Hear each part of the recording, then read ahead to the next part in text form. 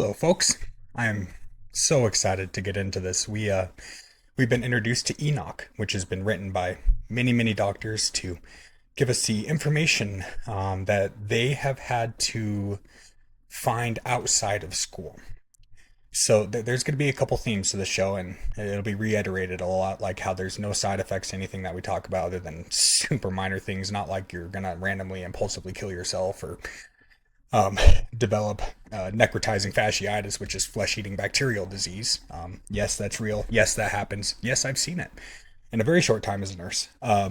Regardless, uh, one of the themes is going to be that a lot of the things, um, the benefits of like, so we're going to start with garlic. Um, the scientific name and all these chemicals or enzymes that are inside of natural supplements, they did not teach a single word of it to us in nursing school. And doctors, they're just as lackluster when it comes to the understanding of modern medicine, because modern medicine, um, we are taught how to give patented or generic medications made by man, because big pharma has lobbied all the legislation and the inside dealings with hospitals. So almost everybody that I talk to on a daily basis, besides doctors, a couple of reasons. Some of them have egos too big to admit anything else because they learned some big words in school, and now they apparently don't understand that there are studies for other things other than what they learned. Or two, they try to be non-biased, and they do have an understanding, but they make really good money to do what they do. So I know a dentist, good friend, and he said something really profound the other day. He even though he's not as into like the medicine, which uh, I don't know if I say it throughout the rest of this video. I had to redo my intro, but they did a study. Two Ivy League schools did a study. I believe the CDC or the WHO funded it, and they wanted a. This was like 2 or 3 years ago. They wanted a new study on what killed the most people, and the first Ivy League school, I believe it was Harvard and Yale, or Yale and Harvard. I can't remember which did it first and second. Um, they determined that the third highest killer of all people is medicine. And if you look or listen to the side effect profiles of pharmaceutical ads, which are legal in most countries, by the way, because medicine is not supposed to be something that is a money grab, it's supposed to be for your health. But as we jump into this, you're going to see that it's an absolute joke. Regardless, they found that the third highest killer of people is medicine. They didn't like that study, and that's going to be another long running theme of this series, is how manipulated studies are. I think there's two numbers on my head, 48 or 56 different biases that show up in studies, but the biggest one is money.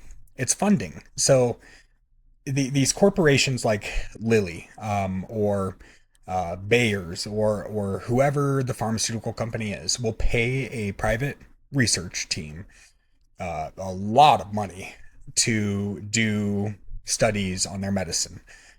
And you see the issue with the manufacturer of a medicine paying for the studies to be done. If they're not good, they just don't release them, or they cut the funding to the research team and they have somebody else do it until they can find their pay their way to success. And the example off the top of my head, even though I could come up with 1,000, and we're gonna have to do entire videos. I mean, I have years of content doing this. You remember when they said the COVID-19 vaccine was 100% effective? I believe there were 70,000 subjects in both studies, or in both sides of this study. One that had received the vaccine and one that hadn't. Two people in the vaccinated group got COVID.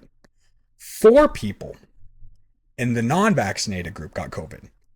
Well, four is 100% of two.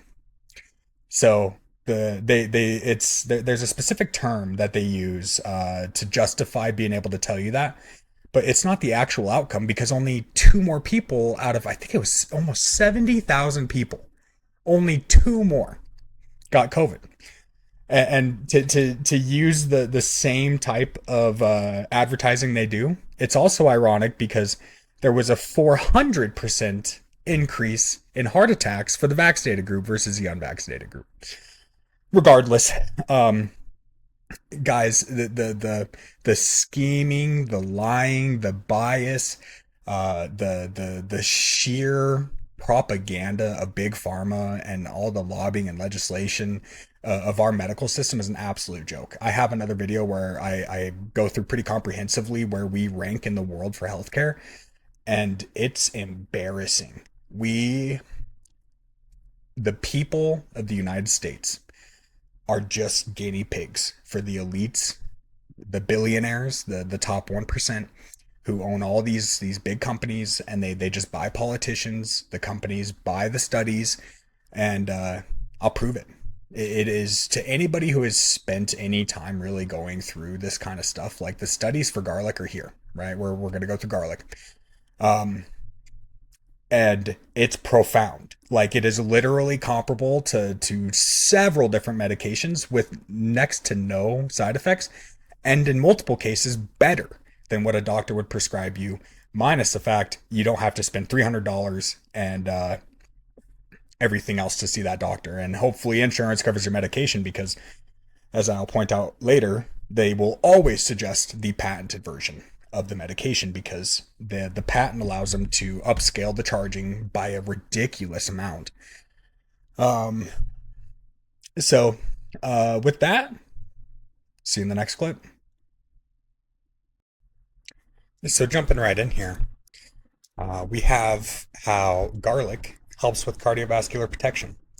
I was listening to Senator Mullen earlier today in the MAHA movement, or Make America Healthy Again, which has mostly been a joke, considering that I'm just a nurse. I'm only an RN, but I could probably outspeak just about any politician when it comes to our health issues, the corruption and toxicity of big corporations lobbying our government for their own benefit without any consideration to our health. And um, anyways, I'm glad they're on the track to recognizing these things. It is also frustrating that our tax dollars, uh, who which pay, it was interesting to me to learn that Anthony Fauci, I can't remember the exact position, I believe the head of the CDC, makes more money than the president, the leader of the free world. In fact, it's the highest paid position in the government to be over health. Yet it is common people like me, and I've learned a lot from just farm kids, just people who have to go out and do their own research, because they suppress, they hide, they punish people who speak against the big corporations. Um, Anywho, isn't that crazy that the highest paid actor in our government and all of the tax dollars that we give to all these three-letter agencies, the NIH, the CDC, the WHO, the list goes on and on. Even the CIA apparently is involved in our health by hiding information about parasites causing cancer. Um, but regardless, it took average people to start looking at this. So he starts freaking out at this Congress meeting, saying, and it's astounding that not that long ago, autism, the prevalence of autism was 1 in 10,000, and today it's 1 in 36. So we've heard the propaganda, which is, oh, diagnosing has just become more advanced, and now we're able to catch it. And it's like, seriously, you think we're all a bunch of idiots? 1 in 10,000 to 1 in 36, you think is a diagnostic issue? That's just crazy to me. Um, but as he was sitting there saying, 1 in 36, and kind of um, comparing it to the fact that he would likely have 36 grandchildren, and that there is a huge issue in the fact that in your average two generation family, maybe three generation for average, you're going to see somebody with autism. That's insane. It was almost unheard of not that long ago. But the whole time I'm sitting there thinking, and he's saying it's a pandemic. Like, if 1 in 36 people get autism, if that's not a pandemic, then I don't know what is, considering COVID was a pandemic, but turned out to be less threatening than the common flu. Regardless, um, I could only think, what is he going to do when he finds out that 1 in 3 people die from cardiovascular related issues? 1 in 3. So we're just, it's common everyday stuff that kills us, that kills people. I am not a doctor, and nor do I prescribe medicine. I simply want to go over some of the research. And the things I say are pretty well tested and true, including the fact there is no medication. There is nothing remotely close to doing good for your health like a basic diet and exercise plan. Even the WHO admits that 70% of all death is chronic illness, and 80% of those deaths could be avoided, reversed, or treated with basic diet and exercise. Yet, I think it was a 2024 study, less than half of doctors even inquired about a person's diet or exercise habits before prescribing a medication. Less than half. That's insane. So, garlic. Starting with LDL and HDL. Now, I did keto. Gosh, I started keto 10 years ago, before it was in the mainstream at all, before any of the studies had come out, which is starting to become a theme that the common people have to figure out what's healthy for them, even though we pay billions and billions and billions of dollars, taxpayer dollars, to all these people that just end up lobbied by big pharma to do their bidding instead of ours.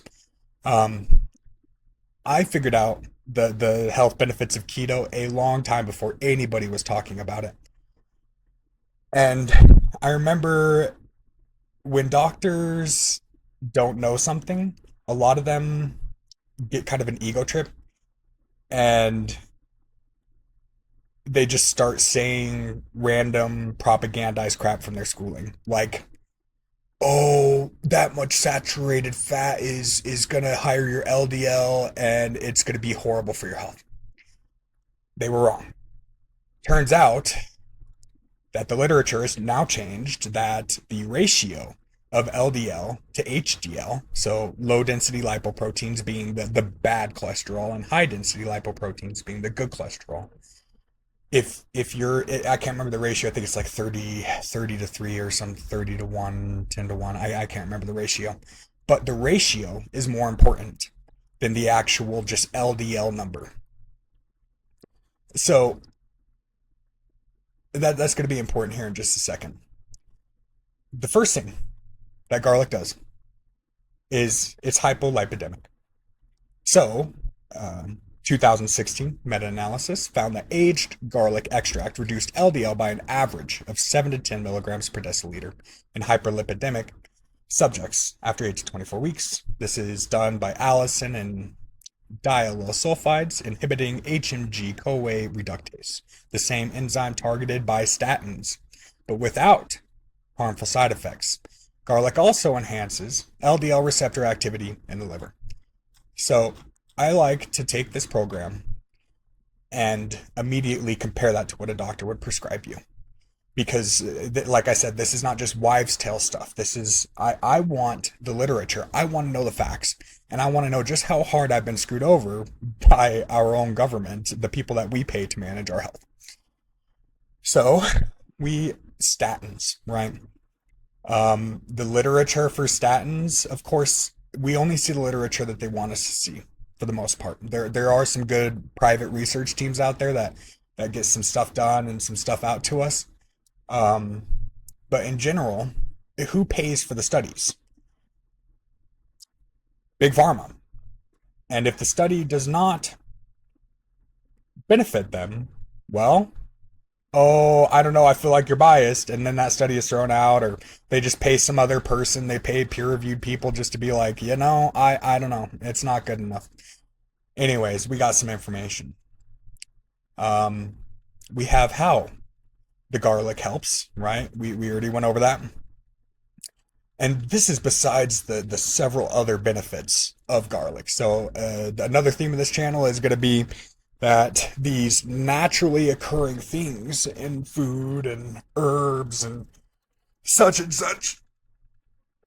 not only do they have comparable medicinal benefits to what doctors use, they also have a host of other benefits. Um,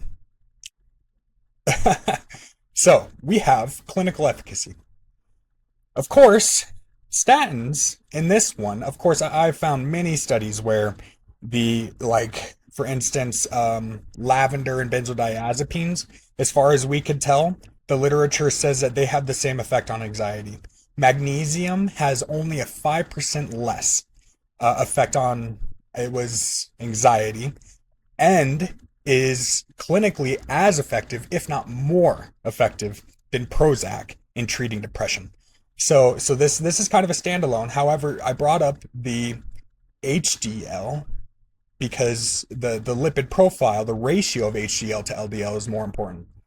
So LDL reduction, 7 to 10 milligrams, right? Statins, 30 to 50. Sure. Total cholesterol is a 10 to 15% reduction with garlic, with 15 to 25% reduction with statins. Triglycerides, 10 to 15% reduction for garlic. Statins, mixed effects may increase in some patients. HDL increase, slight improvement. Statins, minimal to no effect. So, key insight, while statins achieve greater LDL reductions, garlic provides a more balanced lipid profile by also improving triglycerides and HDL. Statins often worsen insulin resistance, while garlic improves glucose metabolism and a host of other things. And boy, statins are horrible for you. I know so many people that will not take them because of some literature linked to how they've reduced mobility as you get older. I learned that for statins, which it's interesting because if you have a heart attack, I think it's above the age of 50, doctors are taught to automatically prescribe you a statin. Just blanket. No, no, no. You don't have to think about it. Just give them a statin because it's going to help them, right? So a doctor on Joe Rogan, because independent journalism is the only way we're getting any truth anymore, um, showed multiple studies that state over the course of 5 years, if you're going to be prescribed a medication with several side effects, so 10 to 25% of people experience muscle pain, 1% liver damage, diabetes risk increases up to 46% in some studies. 46%. That's just the small stuff. If I know everybody's seen a pharmaceutical ad because that's what our country is about, is ads and marketing, not actually health. The list of side effects for almost every single thing that a doctor is going to give you is insane. This is nothing. High dose statins can cause rhabdomyolysis, which is muscle breakdown and kidney failure. Drug interactions has severe interactions with multiple drugs, immunosuppressants, antifungals, may deplete CoQ10, impair mitochondrial energy, and increase neurodegenerative risk. Those are all really serious things. And to be automatically prescribed it, in 5 years, the studies show it added an average of 3 days of life. 3 days. So This is a small list: rhabdomyolysis, severe interactions with multiple drugs, may deplete CoQ10, impair mitochondrial energy, neurodegenerative risk, diabetes up to 46% increase for an extra 3 days out of 5 years. Are you freaking joking? And the best part is there's an alternative that so garlic has rare but may cause mild GI discomfort. And I'll go ahead and throw in that it makes you stink a little bit because I've been taking it and gosh, I feel amazing. But my breath, my wife is not the biggest fan of. There is no toxicity risk. Drug interactions, minimal, but it may potentiate blood thinners because it's also antithrombotic. Uh, warfarin, yeah, that's funny. That's rat poison. That's the original use case for warfarin. It's rat poison. Killed my childhood cat actually. Those sticky traps that used to kill rats. Yep, my cat ate one and he bled to death from the inside. Amazing. I'm so glad that we take that. When garlic and uh, gosh, there's all sorts of natural antithrombotic. Anyways, long-term effects. Here, so statins may deplete CoQ10, impair mitochondrial energy, and increase neurodegenerative risk, while long-term effects of garlic improves endothelial function, reduces inflammation. Okay. So, cost per month for a high-quality extract, you have $15 to $30. For statins, you have 50 to 200 plus, depending on your dosage and insurance coverage. Isn't that just the insurance companies and big pharma? They all just sleep in bed together and sniff each other's butts. It just makes me crazy. Um, Garlic. Do you need a prescription? So that's a cost that isn't even considered with medications. You're looking at $200 to $300 just to get a doctor to look at you for 5 minutes and say, "Yep, let's put you on a statin." Okay. Great. Guess what? You don't need that for garlic. You can go to a lab well and get your blood drawn, and the AI is, like I said, literally diagnosing patients. Um, what? 36? Nope. 26, 30, 36% of the time more correctly than a doctor. Um, but no, nurse coaching is the future.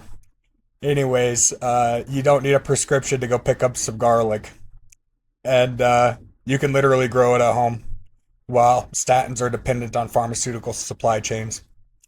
All right, additional health benefits beyond cholesterol. We're going to get into that. So, cancer prevention, neuroprotection, detoxification, cardiovascular protection, antimicrobial effects. Oh, garlic versus your statin may increase diabetes risk. It's the opposite. Has no antimicrobial effects. Cancer. It may increase cancer risk via nutrition depletion. Interesting. It's almost like everything they give you makes you need something else. Hmm. Feels like we're hearing that more and more nowadays, and it's kind of weird that all these charts that I'm looking at show the exact same thing. And the best part is there's an alternative. So, in the end, for just this is just statins, right? Um, statins versus garlic and LDL. Next, let's look at blood pressure regulation. All right, blood pressure regulations. Clinical trials confirm garlic's ability to lower systolic and diastolic blood pressure. 2014 Cochrane review found that aged garlic extract reduced systolic blood pressure by 5 to 7 milligrams. Uh, no, millimeters of mercury, I think is what it is. Anyways, uh, 5 to 7 points for pressure. In hypertensive individuals, comparable to mild pharmaceutical interventions, but without toxicity. And boy, is there toxicity in the drugs that a doctor will give you. The mechanisms. Garlic increases nitric oxide bioavailability, leading to vasodilation. It makes your arteries bigger, which lowers pressure. Um, it also inhibits ACE, Angiotensin converting enzymes, similar to prescription ACE inhibitors, but naturally. Weird. You mean there's something that naturally does what something that's been patented by a company does, but they don't suggest that? Huh. There's the theme again. Weird. All right. Let's do a comparison here. Um, that's cholesterol. And here we go. All right. So again, we have endothelial relaxation, reduces arterial stiffness, inhibits angiotensin converting enzyme at a milder natural level. Um, so you have these are kind of the big blood pressure regulation pills that a doctor would give you. I think there's beta blockers are missing. Anyways, maybe that's no. Anyways, um, so primary mechanism of lowering BP, lisinopril, forces artificial suppression of ACE, leading to long-term adrenal dysfunction in some patients. Hydrochlorothiazide depletes magnesium and potassium. They frequently have to put you on supplemental potassium or magnesium because you it becomes a real issue. Which those are both vital to thousands of functions in your body, and it worsens insulin resistance. Weird, huh? Amlodipine, calcium channel blocker, disrupts mitochondrial calcium signaling, leading to muscle weakness over time. All right, so efficacy. ACE inhibitors. So this is crazy. You have garlic reducing by up to 7 to 10 systolically and 5 to 8 diastolically. That's not that far off from what your low dose ACE inhibitors will do. 8 to 15, 5 to 9. Diuretics, 5 to 10, 3 to 6. Calcium channel blockers, 8 to 12, 4 to 7. Notes: ACE inhibitors can cause chronic cough, kidney damage. Diuretics, magnesium potassium depletion, calcium channel blockers, leg edema, flushing, and heart rhythm disturbances. Ooh, that's interesting for something that a doctor would give you to treat your heart. Seems a little contradictory. Safety profile. Side effects of garlic. Again, you might stink a little and have mild GI distress. That's literally it. Guys, that's it. ACE inhibitors. 20% of people develop a cough. Kidney damage, hyperkalemia, which is potassium. Your potassium gets high. Fun fact: the most humane way that we have found to kill people, or the death sentence, is just concentrated potassium. Stops your heart immediately. Diuretics, fatigue, muscle cramps, electrolyte imbalances, calcium channel blockers, swelling in legs, dizziness, heart palpitations. Long-term effects, none for garlic. Weird. Permanent adrenal dysfunction for ACE inhibitors. Diuretics, increased diabetes risk, and vascular calcification. That's not good. Calcium channel blockers, muscle weakness over time due to mitochondrial disruption. We talked about that. All right, cost. Aged garlic extract, $15 to $30. Now, a lot of these doctor prescribed pills, the patent wore off. I think the patent is 20 years that you can have a patent on something before somebody else can utilize it. So that's why you have a difference between generic and trade names. So I brought this up in a little short. Tylenol is, or sorry, not trade name, brand name. The brand name is generally a patented version of something that's generic. So acetaminophen is Tylenol. The next time you're in a store, just go take a look at the price difference between Tylenol and acetaminophen, like the generic. They generally sit right next to each other, and Tylenol is almost always 3 to 4 times the price because it has the word Tylenol on it. It's literally the only difference between that and the bottle sitting next to it. The other example I like to give is epinephrine. Um, it's a pretty commonly known thing because I think Biden made it a big deal. I think it was Biden to lower the price of EpiPens because they were like $600 per pen. The same amount of epinephrine in that pen costs less than 20 cents to give in an ER. 20 cents. They patented the spring and then charged $600 for the spring that was inside of that pen. Yeah. Anyways, a lot of these, so the cheaper medications on the market today, um, the patent just wore off, and other companies were able to be like, okay, now that your patents wore off, we're just gonna sell the generic version. Anyways, so that is why any of these costs are comparable. Once we start getting into anything like, gosh, what the Hep C cure is $1,100 per pill and an average of like 80 to $120,000 for treatment over the course of 3 to 4 months. They can patent it, so they can charge literally whatever they want because they have all rights to whatever drug that they figured out. Again, you can't patent naturally occurring things like garlic. That is why GLP-1s are all over the TV right now, is because it was taken to Supreme Court and decided that peptides, because it's a naturally occurring protein in your body, that a peptide is a protein chain that occurs in your body. So because it's naturally occurring, the Supreme Court ruled that it can't be patented, regardless of how many corporations and pharmaceutical companies tried to lobby every single politician they could get their hands on to make it to where they could patent it. It's so weird how these people work against us.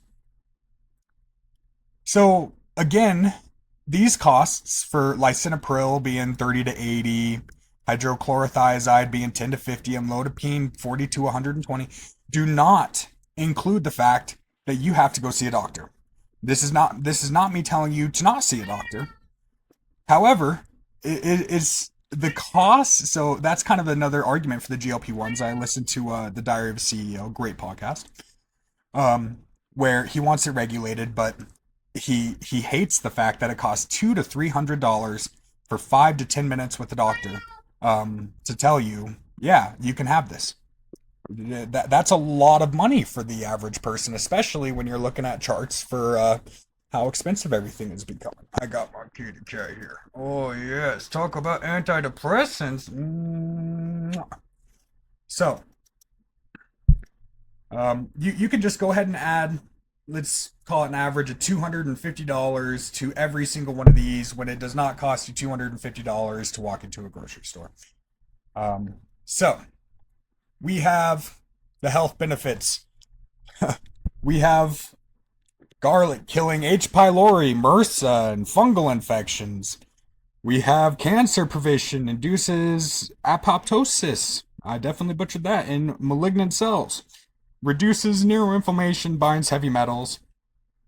Oh my goodness. So some of the blood pressure medications that would be prescribed by a doctor may increase cancer risk via an electrolyte imbalance. And some studies link CCBs to increased dementia risk, calcium channel blockers, to increased dementia risk. Again, the side effects are endless for everything that is patented or created by man. It's almost like you're not supposed to take nature and destroy it and then give it to people. Processed food, chemicals. It's almost like they're bad for you, and it's the fact that this isn't a bigger discussion is infuriating to me. So, pharmaceutical profit motive.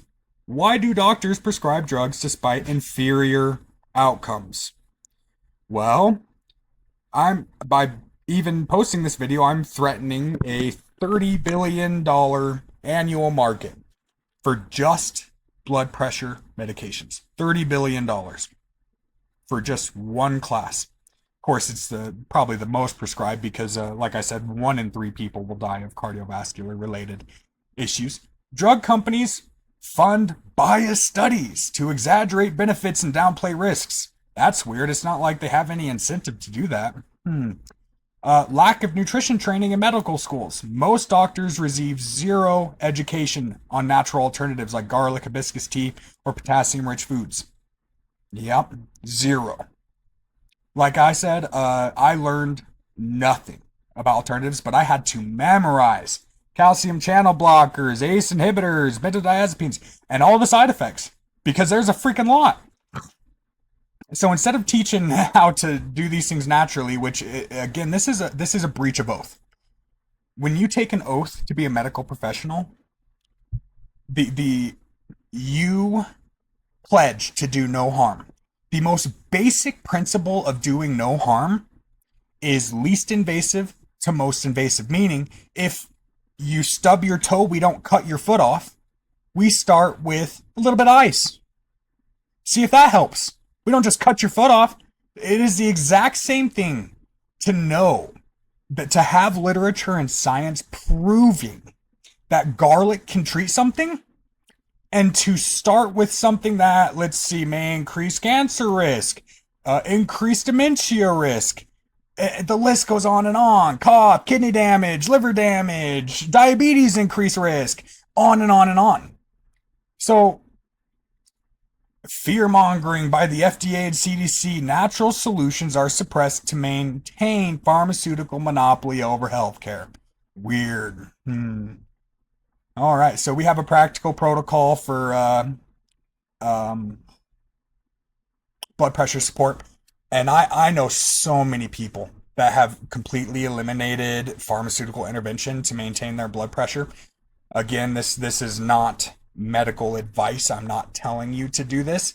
This is simply what the science is saying, and we are going to go into a whole video of what the science says about naturally controlling your blood pressure, because if just garlic, which there are so many things like magnesium, hawthorn berry, CoQ10, and hibiscus tea, just garlic is comparable to 3 different classes of big pharma medication. Imagine what all these other natural things could add up to. Anyways, that's about it for our blood pressure. Because garlic, it's all these things are a small role. And when you take all the supplements for, like, for instance, I was worried about my liver. So I started doing milk thistle and N-acetylcysteine. And then I looked at the benefits that were outside of just the liver. And you can feel it. You literally can feel it. You feel better. Instead of taking a drug for one thing and feeling worse in every other way, the net benefit doesn't add up. But what does add up is money to big pharma, which is why they continue to push it on us. So, let's see what's next here. Blood pressure regulation. This is just garlic, guys. This is going to be a long video on just one thing, and I'm comparing it to the drugs that somebody would give you. It's crazy. We have anti-clotting or anti-thrombotic effects, which I'm excited to get into. All right. So we have the anti-clotting or anti-thrombotic effects of garlic. So starting at our tippy top here, I love going through all this stuff. Oh my goodness. And this one, the side effects of your blood thinners, as they're frequently called, are insane. And yeah. So garlic contains compounds that inhibit platelet aggregation and reduce blood viscosity, or the thickness of your blood, lowering the risk of atherosclerosis, which is the thickening of your arterial walls through what I think they say is cholesterol, but I think that's questionable. Anyways, a study finds that garlic extract reduced platelet adhesion by 30% in healthy volunteers. So, I know that any doubters are going to immediately be like, Well, especially as you look through these studies, these are low case studies, or why, this isn't studied more, um, versus all these other things that have been studied so much. Well, I would ask you if so. Right here, we have a list of the mechanisms that garlic has. I'm going to go through this. We have thrombonin inhibition. Aged garlic contains allicin derived components that directly inhibit thrombonin, a key clotting enzyme. Studies show aged garlic extract reduces thrombone generation by 30 to 50% compared to placebo. So then we have platelet aggregation suppression. We have fibrinolysis enhancement, reduction of platelet activation markers, anti-inflammatory effects, endothelial function improvement. If all those things we know about garlic are true, you tell me why it isn't studied more. You tell me what the incentive is for the people that we give our tax dollars to not have very large case studies, um, of garlic. Because I know the answer. It's money. There is no money in it, which is supposed to be the point of our taxpayer dollars funding it. But when you hand somebody $1 million, they tend to do what you want them to do. So let's continue on here. The mechanisms of the anti-clotting action of garlic. Um, So we can reduce platelet adhesion and aggregation by down-regulating thromboxane A2 synthesis. This is the same pathway targeted by aspirin, but without gut damage, among other things. I wanted to say Cushing's earlier. It's not Cushing's. Anyways, gosh. Aspirin has other side effects. One that can be life-threatening. Fibrinolysis enhancement. Garlic increases tissue plasminogen activator activity while decreasing plasminogen activator inhibitor, which dissolves existing clots more effectively. It lowers P-selectin and CD40L markers of platelet hyperactivity by 25% in clinical trials. Garlic's organosulfur compounds reduce NF-κB and COX-2 pathways, lowering inflammation driven clotting risk, and garlic increases nitric oxide production, reducing vascular stiffness and improving blood flow, directly opposing clotting tendencies. So, we now have your pharmaceutical anticoagulant, single molecule, high risk approach. We have warfarin, vitamin K antagonist, inhibits clotting factors 2, 7, 9, and 10. Common side effects. Again, the side effects of garlic: little stinky, mild GI discomfort. That's it, guys. That's it. I could sit here for hours reading the side effects for just the pharmaceutical interventions for thinning blood. Hours. But the most common ones: bleeding risk, 2 to 7% a year. Don't get in a freaking car wreck if you're on warfarin, because you will bleed out before anybody gets there. You have brain hemorrhaging, because your blood vessels become so thin that you'll literally, they'll just pop in your brain and you'll have a hemorrhagic stroke. Skin necrosis, that literally means that your skin will die, like black dye. It turns black and rots. I didn't even know that. Dietary restrictions, high vitamin K foods, because that would then not make the warfarin work. Aspirin, gut bleeding, ulcers, tinnitus, kidney damage with long-term use. Clopidogrel or Plavix, bleeding complications, a 3 to 5% risk, increased stroke in some patients due to overactivation of other clotting pathways. A direct oral anticoagulant, I'm not too familiar with those. Severe bleeding, 4 to 10% in trials. Weird. No specific antidote for reversal. Convenient. Kidney toxicity with rivaroxaban. Okay. Again, no side effects to garlic. Can't say that enough. Heparin or enoxaparin, which if you end up in a hospital and they poke your tummy, that's probably what that is. Osteoporosis, thrombocytopenia, bleeding risk, allergic reactions. Okay.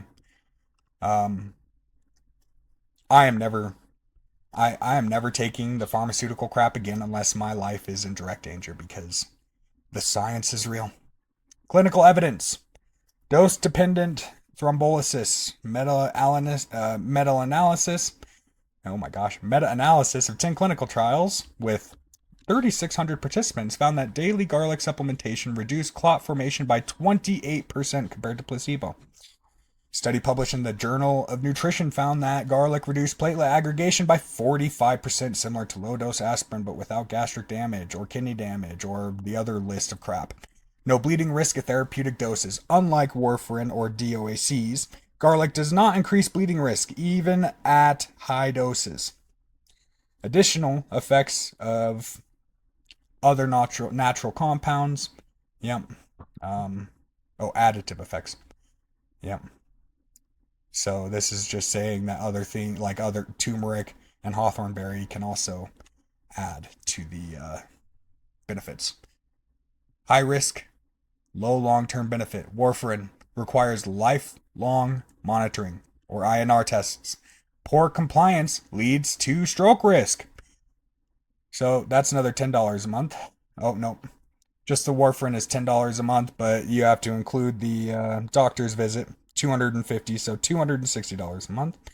Aspirin, $5 to $10 a month. Again, all these things are patents have worn out as the only reason they're cheap, or they would totally be screwing you, like with Eliquis and Xarelto. These are brand names, $300 to $500 a month, and they will always tell you that they're better. They will always tell you that the preferred treatment for any patient going through anything is the patented version. They will only show you the studies that show that it's better than the generic, the ones where patents have worn off. Every single time, as a nurse, it is, I literally hear it all the time. Like, well, this one's better, but it's just kind of expensive. Gee, that's weird. The patented version's always better. Um, So, aspirin increases stroke in elderly with long-term effects. No benefit for secondary prevention after 2 years. Clopidogrel reduces clot risk post-stent, but increases bleeding and cancer risk. And Eliquis and Xarelto, no specific antidote for reversal. Increasing emergency room visits and $300 to $500 a month, not including the doctor's visit or the testing that you have to do when you're on blood thinners. Why garlic is a better choice. Safety profile. No bleeding, no osteoporosis, no kidney damage, no cancer increase. In fact, the opposite. Um, I have to keep it short, guys. I could sit here just list on and on and on the side effects or the benefits of the benefits of garlic or the side effects of traditional medicine. High risk bleeding, brain hemorrhage, gut ulcers, allergic reactions. Cost $20 to $50 a month for garlic, and that's for high quality aged extract. Like I'm literally just chopping up cloved garlic and swallowing it and chopped up pieces. Be careful doing that. Sometimes you get stuck a little bit. Mechanism of action, not saying to take garlic, by the way. Just showing you the science. Multipath mechanism of action for garlic: thrombonin inhibition, platelet suppression, fibrinolysis enhancement. These other ones are single path. Warfarin is only a vitamin K blockade. Synergistic effects, works well with vitamin E, blah blah blah. Yeah, your synergistic effects of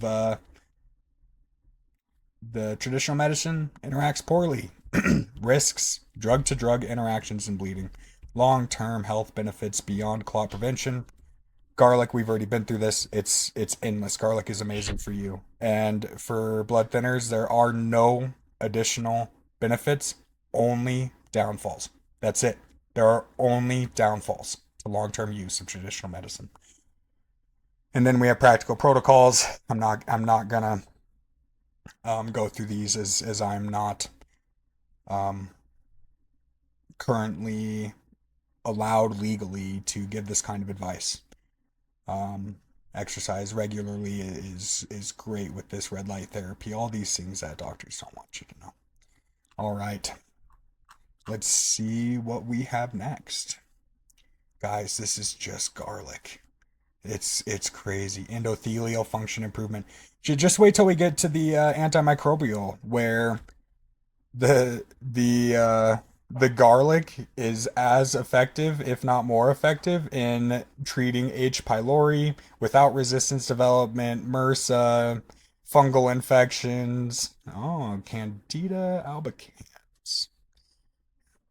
I had somebody asking me if it helped with UTIs, and I did not know. So I can maybe share a study with them. Oh, and staph. Yeah. All the key words that doctors use to scare you into taking antibiotics,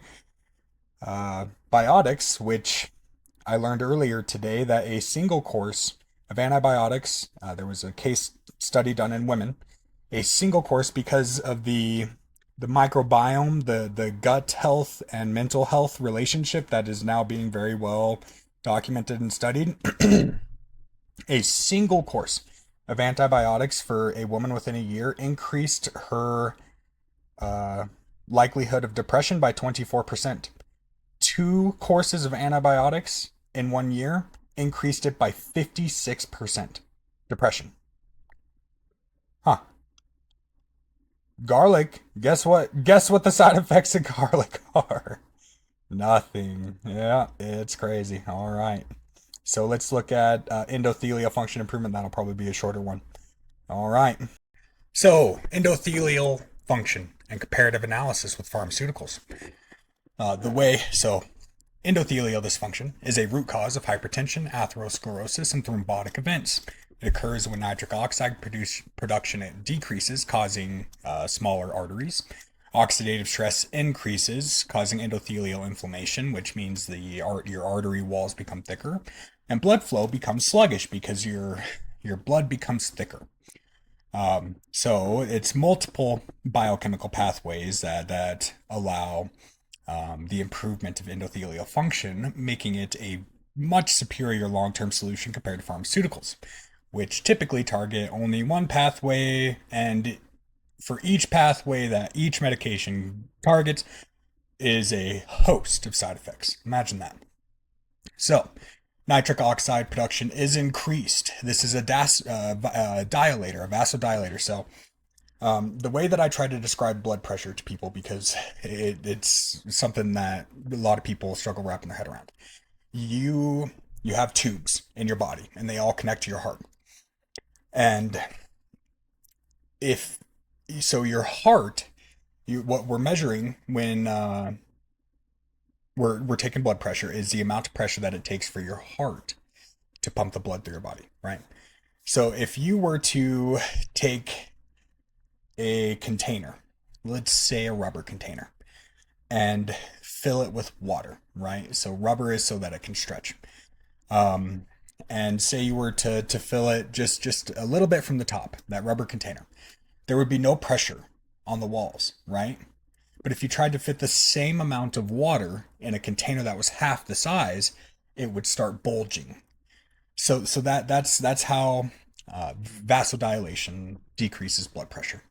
Um, when your arteries become bigger, it takes the pressure off the walls, which reduces damage to the walls, um, and allows the heart an easier time to pump fluid. So, um, let's see. We have a 2016 um, randomized control study increased nitric oxide bioavailability by 34% in hypertensive patients after 12 weeks. Um, I wish that gave me. Well, we already looked at blood pressure. Anyways, reduces oxidative stress and inflammation. Um, Endothelial dysfunction is driven by oxidized LDL, homocysteine, and chronic inflammation. So, C reactive protein, which is if you're having chest pain, it's one of the first things that they'll test for. It's a inflammatory marker that your heart will give off if it's under stress. Excuse me, if it's under stress. Um, and something that I don't know how to pronounce, malin dihydroxide. MDA, a marker of lipid uh, peroxidation, indicated protection against endothelial damage. Great. So, the sulfur compounds activate NRF2 pathways, which upregulate antioxidant defenses. Wonderful. It lowers homocysteine levels. Um, and elevated homocysteine is an independent risk factor for endothelial damage. Meta analysis 2014 found that garlic supplementation reduced this independent risk factor by 7 to 12%, comparable to folate plus B vitamin therapy, but with additional anti inflammatory effects and everything else. Unlike pharmaceuticals like folic acid, which can mask B2 deficiency, garlic does not carry this risk. Improved improves lipid profile and reduces oxidized LDL. We'll talk more on this. It's also a hypolipidemic, I believe is the word. It reduces the bad cholesterol and higher the good cholesterol. Um, so bad cholesterol and triglycerides, obviously, that's kind of what atherosclerosis is all about. Many of you probably heard that term, especially if you're above 50 or 60 years old. It's a big trigger word for statins, and well, garlic. I think we already went over how garlic literally is comparable to statins. Anyways, here's one study right here, 2019 randomized study found garlic extract reduced oxidized LDL by 38%. That's crazy. Oh my gosh. And increased HDL by 4%.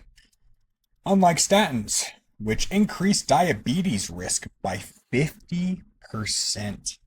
Garlic has a neutral blood sugar impact. I thought it was actually positive blood sugar impact. Um, Man, imagine taking a pill that increases your risk of diabetes by 50% uh for a benefit that adds 3 days to your life after your first heart attack over 5 years. 3 days. That oh my gosh, that's literally just one side effect. Oh, talk about breaking an oath of do no harm, huh? Anyways, inhibits platelet aggregation without bleeding risk. So the platelets stick to the vessel walls, forming clots. This is where your pleural effusions, your DVTs, your strokes. That's all increased by normal pills. This reduces that chance. Um, 2017 demonstrated garlic extract reduced platelet adhesion by 45% in high risk patients. 45% without increased bleeding time. That's crazy. If you've ever taken warfarin or clopidogrel or Eliquis, um, the very first thing that a nurse will tell you is like, don't get in a car wreck because if you get a paper cut, you'll bleed to death. And oh my gosh, I'll never forget. I had it was only a medium, well, maybe a moderately high dose blood thinner patient that I had to get blood on. And I poked him with a 23 gauge needle, the average needle for drawing blood, real small. In fact, smaller than a lot of needles that people would use. They go all the way to 18 and 4. I think I've had a 14 used on my veins. Anyways, when I pulled the needle out after getting the blood was literally thinner than water and it sprayed from a needle. Like the blood was so thin that the needle literally, when I pulled it out, the vessel started spraying blood from a needle. Garlic doesn't do that. Imagine that. So, what your doctor would prescribe you? Statins. Oh man. Increases diabetes by 50%, depletes CoQ10. No benefit for primary prevention in the elderly. Increased gut bleeding risk by 3 times. No endothelial repair, just suppresses clotting. There's no benefit for reducing stroke in patients after the age of 65. Didn't know that. Liver toxicity risk does not address oxidative stress or no production. Hyperkalemia is high potassium, no endothelial repair, just vasodilation. Symptoms of low blood sugar, fatigue, depression, erectile dysfunction. Oh, wow. Hey, take this pill to help your cholesterol, but your dick might not work. But don't try garlic. God forbid you go to the store, buy garlic. Holy crap, just take a chance for like this probably only 25% of the actual possible side effects list right here. Just take that pill. Yeah, that's great. And that only targets one pathway of the endothelial damage. That's just it's just crazy, guys. Um, so yeah, we're not going to read all those. The list goes on and on every time. Why natural garlic is the better choice.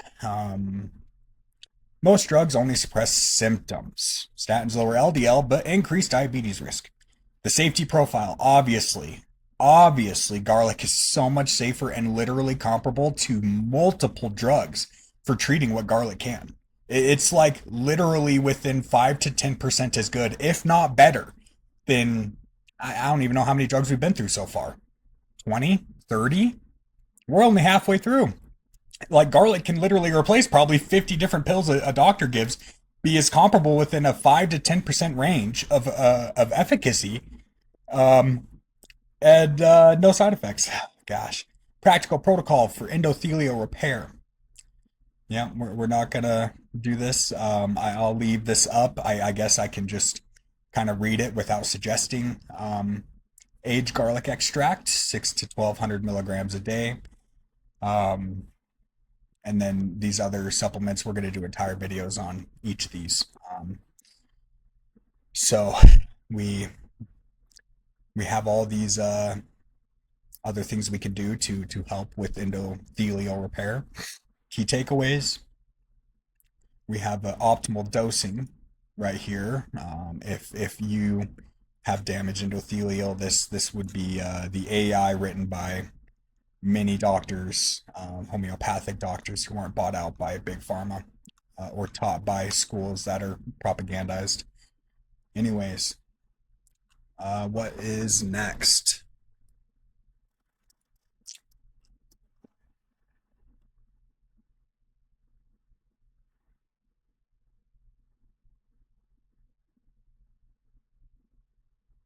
Antimicrobial and immune modulating effects. Guys, this is crazy. I can't wait to get into this. All right. See you soon. All right, let's jump into how garlic is much better than antibiotics in treating infections.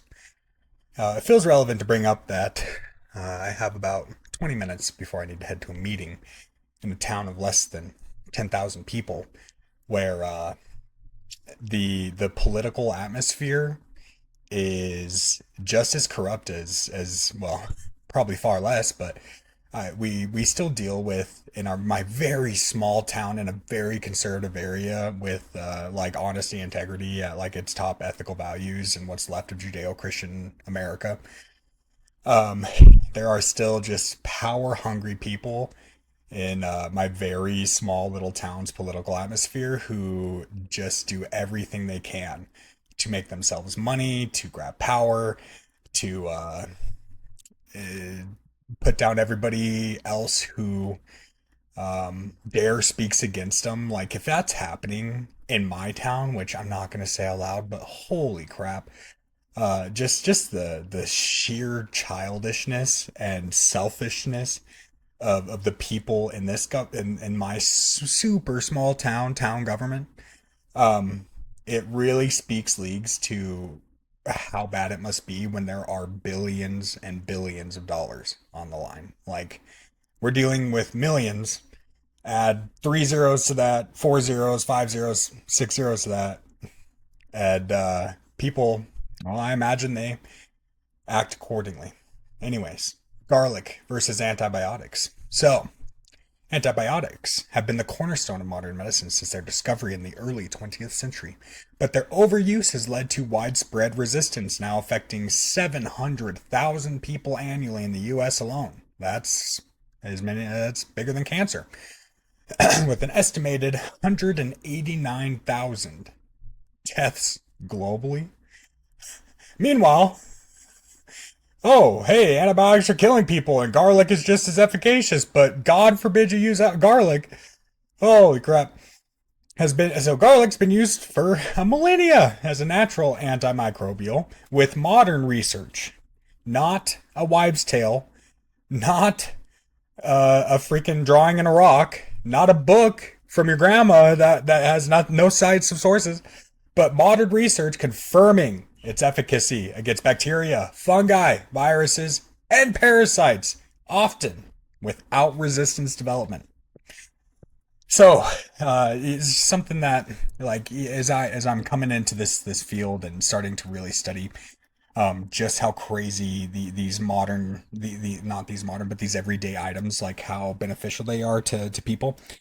Um, my little sister has a little girl, and she had a cough and a sneeze, and her doctor wanted her to take antibiotics, like 8 months old, and I said absolutely not. Yes, that is going against doctor's advice, and yeah, it's not me telling you to do the same, but it's kind of funny because as a nurse, um, I don't know if it's the same in hospitals, but in skilled nursing facilities, I was actually not just able, but forced to tell doctors um, if they could or could not prescribe antibiotics. It's like the only case where a nurse kind of gets to stand up to a doctor. And it's because they're so overprescribed. They're very frequently prescribed for viral illnesses, um, which aren't bacteria. And although I guess they could turn into it, I know. Yeah, tit for tat. Um, but regardless, they've had to get nurses on board with all these charts and oh, what's it called? Uh, Antibiotic stewardship. So you basically had to tell the doctor this does not meet the criteria for antibiotics, and then they could prescribe it anyways. But regardless, um, so 189,000 deaths. Oh, I wonder how many people garlic has killed. Yeah. So mechanism of action formed when the allicinase enzyme reacts with allicin. I'm just gonna call it allicin because it's pretty. Crushed or chewed garlic releases this, so it has broad and chewing garlic that's hard. But maybe I can crush it before I swallow it. Anyways, I've been taking it and I feel fantastic. I haven't died, so that's a plus compared to normal antibiotics. I also haven't got C. diff or E. coli or depression or uh, kidney damage. So, hooray! Anyways, um, so broad spectrum activity. So, without going too uh, into this, there's different walls on bacteria cells, and different antibiotics are used to break through those walls. Amoxicillin is, I believe, penicillin also are your two famous ones, the ones that most people know and have taken, um, and they're what's known as broad spectrum activity. So they would treat the broad spectrum of bacterias. But the issue with the broad spectrum antibiotics is that if you have a bacteria that is a little more difficult to treat, it will become resistant after a broad spectrum treatment. Um, because similar to viruses, bacteria is a living organism and it replicates quite rapidly inside of your body, becoming more resistant and able to fight anything that's trying to fight it. Um, so this is basically effective against staph, MRSA, E. coli, Klebsiella, Candida albicans, and viruses, including herpes simplex, influenza, and even some enveloped viruses like SARS-CoV-2. Weird. In vitro. Huh. Interesting. Synergistic compounds, where we're not going to get into those because we'll be doing individual videos on each. So, immune modulation, garlic increases white blood cell activity, including your neutrophil phagocytosis plus 50% in some studies. That's insane. And your natural killer cell function. So those are the cells that kill cancer. And it's a viral defense. So Allison kills 90% of bacteria in 6 hours, according to this study. While vancomycin takes 18 to 72, and the resistance rate is 50%. Holy crap. I haven't read the study, but that is insane. That calls for very large case studies, but guess who's going to fund them? Well, apparently not our tax dollars who go to the people to do the studies, but instead to their pockets or the big companies that provide amoxicillin and everything else. E. coli, aged garlic, reduces bacterial load by 60%. Ciprofloxacin takes 6 to 7 days. Resistance rate is 45% in urinary tract infections. I don't know how that's relevant. I guess it's just a resistance rate for specifically UTIs. Anyways, pylori, H. pylori, diallyl sulfide. I think that's in garlic.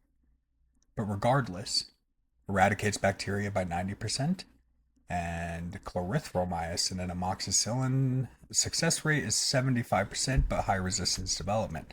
And if you get resistance, well, that sucks. Then you're taking a buttload more antibiotics, probably IV, and it's going to hurt you. And it's going to completely and utterly destroy your natural microbiome.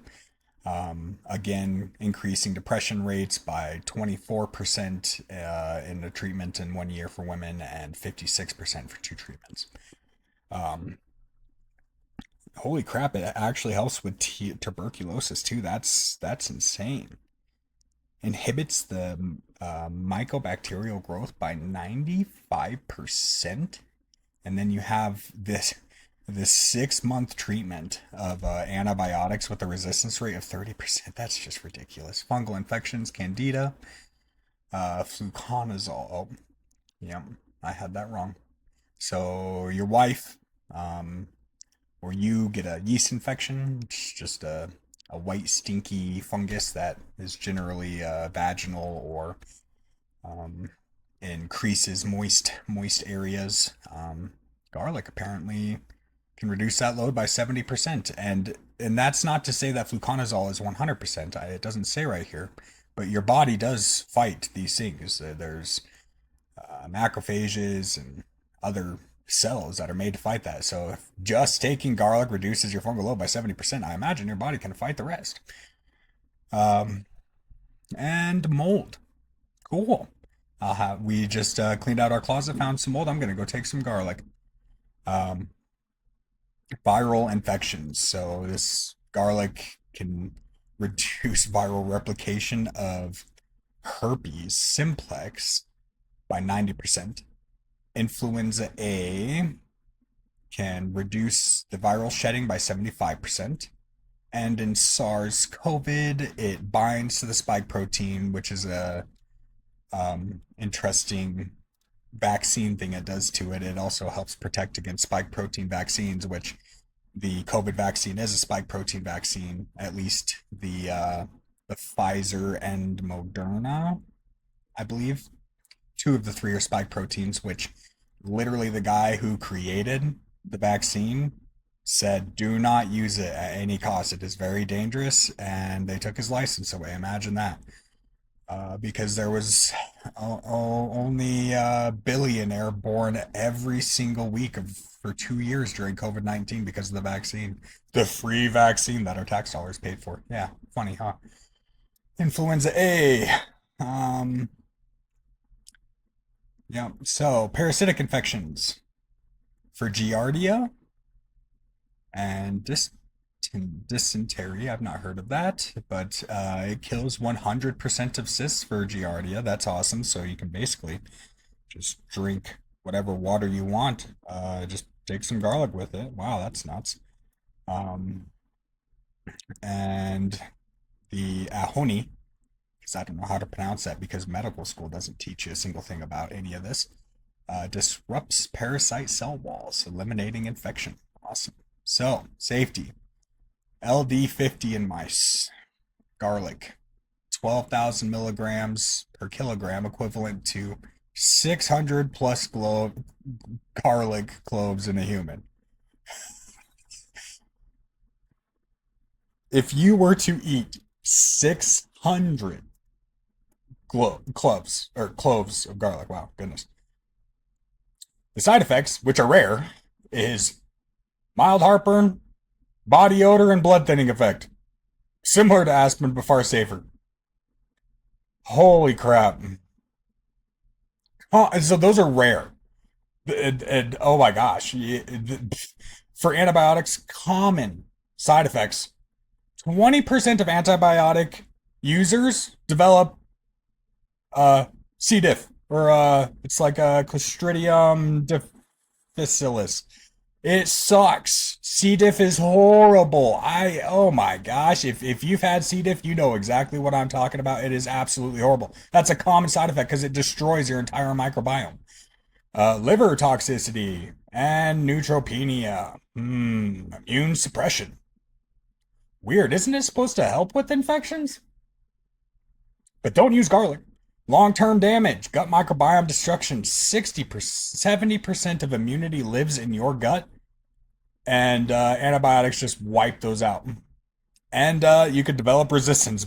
You can literally make your bacterial infection worse with antibiotics. Don't use garlic though. Resistance development. We basically went over. You can look right here if you want to read for a second. It doesn't develop resistance nearly as easily because of these things. Cost and accessibility, gosh, $10 to $30 for high quality aged extract, 20 to 500 for vancomycin, $4,000 per course. Oh my gosh, for IV, that's, yeah. I wonder why they don't want you to use garlic because it's only 100 times less cheap, or yeah, 100 times cheaper. Jeez Louise. Accessibility, garlic, it's out of store. Um, yeah, I'm getting pretty sick of just comparing the cost, which is definitely the reason that it's not chosen over garlic, even though we have, I don't know, 33 letter agencies that are taxpayer dollars fund to teach us this and to help us with this. So we have a protocol. I will leave this up for just a second here. I'm not gonna um, say or suggest these things, or they'll come after my license just in a absolute heartbeat. This is what Enoch, written by many doctors, and the based off the studies, has to say um, for treating these different ailments. You have your acute bacterial and fungal infection. And these are the things you can use to enhance them. Oregano oil is crazy. There's a study that showed it just being as effective as garlic, or far more effective than antibiotics in helping or treating bacterial infections, your chronic and systemic infections. And currently, I am just taking cloves of garlic and cutting them up and swallowing them whole. Um, I know I need to crush them in order to get the allicin and the other ahoni, I think it is, or adjoini, something like that, released into it. So maybe the aged garlic extract is my next move. Anyways,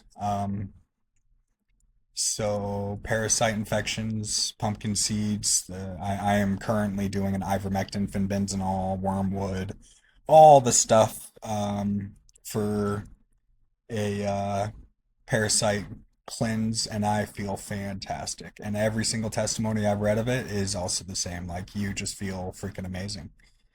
And viral infections. So, conclusion, multi-targeting mechanism with no side effects other than mild heartburn with 600 plus cloves a day. Uh, you stink a little bit. Um,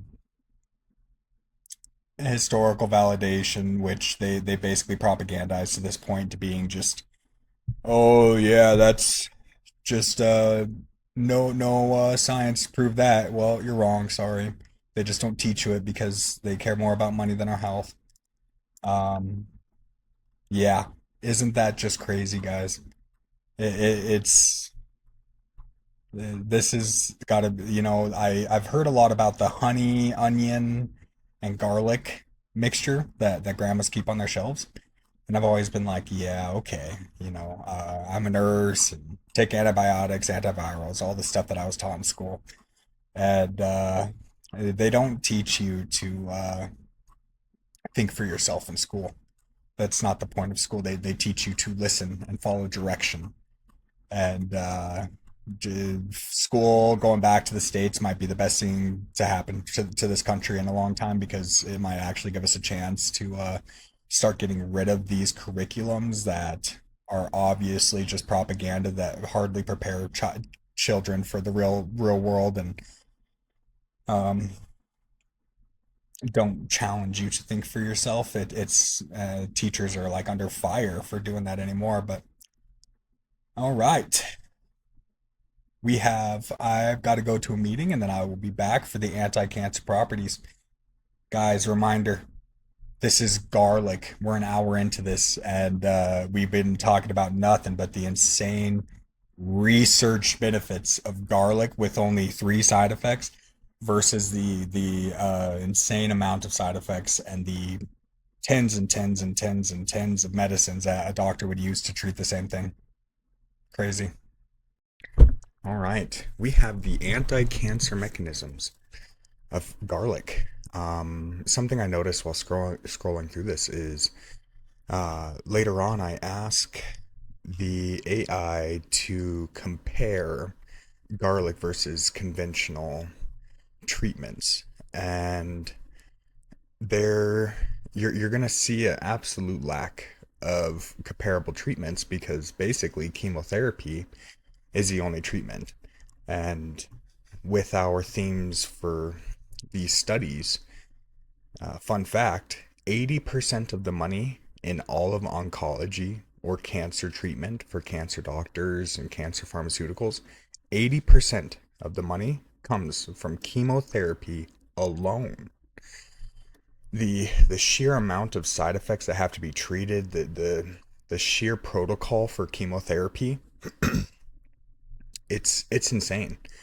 Um, there's also many, I guess, sort of memes on the internet about, well, I don't know if I call them a meme. It's a huge discussion that cancer doctors are having about how if they do develop cancer, they will either seek alternative treatment or they'll take the cancer over the chemotherapy because the chemotherapy is just as likely, if not more likely, to kill you than the cancer. So, we have the anti-cancer mechanisms and clinical evidence here. And I did this in two sections, so I'll try not to repeat myself too much. Cancer remains one of the leading causes of death globally, yet conventional treatments such as chemotherapy and radiation often fail to address root causes while causing severe toxicity.